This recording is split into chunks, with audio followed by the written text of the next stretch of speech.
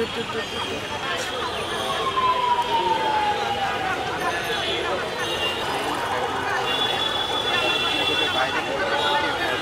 2012 সালের 24 আগস্ট আমার স্বামীকে গুম করা হয়, আর 2012 সালের 3রা এপ্রিল আমার দেবরকে ঢাকা মিরপুর 1 নম্বর থেকে গুম করা হয়। আজকে 13 বছর শুধু এই রাস্তায় ছবি নিয়ে দাঁড়াই, প্রতিটা র্যাব অফিস, ডিবি অফিস, থানা, প্রতিটা দপ্তরে শুধু আমার স্বামীর সন্ধানের জন্য, আমার স্বামীকে কারা গুম করছে, কোথায় নিয়ে গেছে এটি জানার জন্য, কিন্তু আজও জানতে পারি নাই।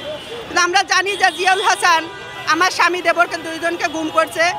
আমরা জিয়াউল হাসানের ছোট ভাই, সে বলছে যে আমার স্বামীকে মারা হয় না, তোকে ইন্ডিয়া নিয়ে যাওয়া হয়েছে।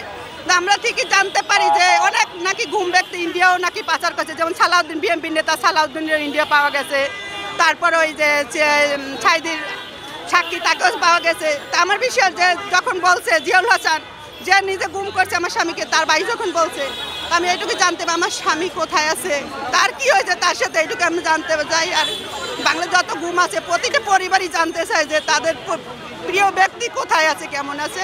হাজবেন্ডের জন্য আসছি। ছবিতে যাকে দেখতেছেন উনি আমার হাজবেন্ড রিফাক আহমেদ হৃদয়। 2018 মে মাসের 5 তারিখে ও নিজের বন্ধুর ফোনে বাসা থেকে বের হয়। তারপর থেকে আমরা আজ অবধি ওর কোনো খোঁজ খবর পাইনি। আমার হাজবেন্ডের বন্ধুকে যখন আমরা জিজ্ঞেস করি তখন সে বলে র্যাবের পরিচয় দিয়ে 5-6 জন লোক সাদা মাইক্রো কারে ওকে জোরপূর্বকভাবে তুলে নিয়ে যায়। তারপরে আমরা থানায় যাই, ডিবিতে যাই, র্যাব অফিসে যাই, কিন্তু আমরা আইনের কাছে কোনো সহযোগিতা পাইনি। আমার হাজব্যান্ড গুম হয়েছে 8 বছর। আমার একটা ছোট মেয়ে আছে, যে আমি যে আজকে আসছি এখানে, আমি বাসায় গেলে আমার মেয়ে আমাকে প্রশ্ন করবে, আম্মু আমার বাবার কোনো খোঁজখবর পাইছো কি? আমি যে তাকে ওই প্রশ্নের কী উত্তর দিব আমি নিজেও জানি না, কারণ আমি নিজেই জানি না যে আমার হাজব্যান্ড আছে কি না কি নাই, ওর সাথে কি করা হয়েছে। খুনের সাথে জড়িত তাদেরকে আজকে ক্রাইম ট্রাইব্যুনালে আনা হয়েছে।